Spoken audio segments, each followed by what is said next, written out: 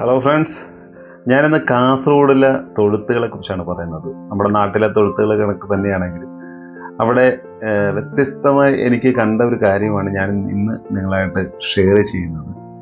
നമ്മുടെ സാധാരണ തൊഴുത്തുകളിലെല്ലാം നമ്മൾ ചാണകം കോരിക്കളയുന്നൊരു ശീലമാണുള്ളത്. പക്ഷെ ഇവിടെ അങ്ങനെയല്ല.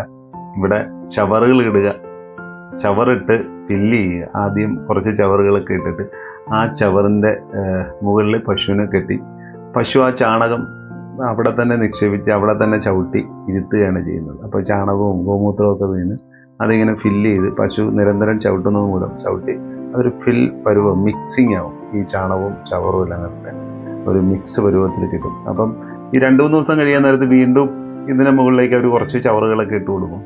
അപ്പം വീണ്ടും അതിൻ്റെ പുറത്ത് ഇതേ കണക്ക് ഈ കാണുന്നത് അത് ഒരു വർഷം കഴിഞ്ഞിട്ടുള്ള ചവറും ചാണകവും എല്ലാം മിക്സായിട്ടുള്ള ഇതെടുത്ത് വെച്ചിരിക്കുകയാണ്. സോ ആയിട്ട് ഇത് കൂടുതലും കൃഷിക്കാണ് ഇവർ ഉപയോഗിക്കുന്നത്.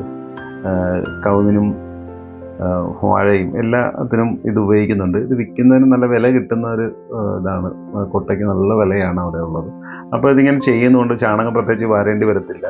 പിന്നൊരു ജൈവ വളമായിട്ട് ഇത് മാറും. ഒരു വർഷമൊക്കെ ആകുമ്പോൾ ഇതിങ്ങനെ പൊങ്ങി പൊങ്ങി വരും. കുറേശ്ശെ ഇട്ടിട്ട് പൊങ്ങി വീണ്ടും ചവറിട്ട് കൊടുക്കും. വീണ്ടും അത് ചാണകമായിട്ട് മിക്സായി നല്ലൊരു വളമായിട്ട് ഇത് മാറും.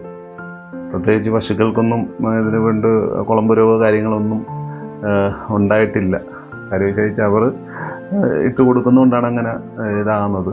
അപ്പോൾ കഴുകയിലെ മറ്റു കാര്യങ്ങളൊന്നും തന്നെയില്ല. അപ്പോൾ ഈ ഒരു ജൈവ വളമായിട്ട് മാറ്റുന്നൊരു പ്രക്രിയയാണ് നമ്മളിവിടെ കാണുന്നത്. Thank you.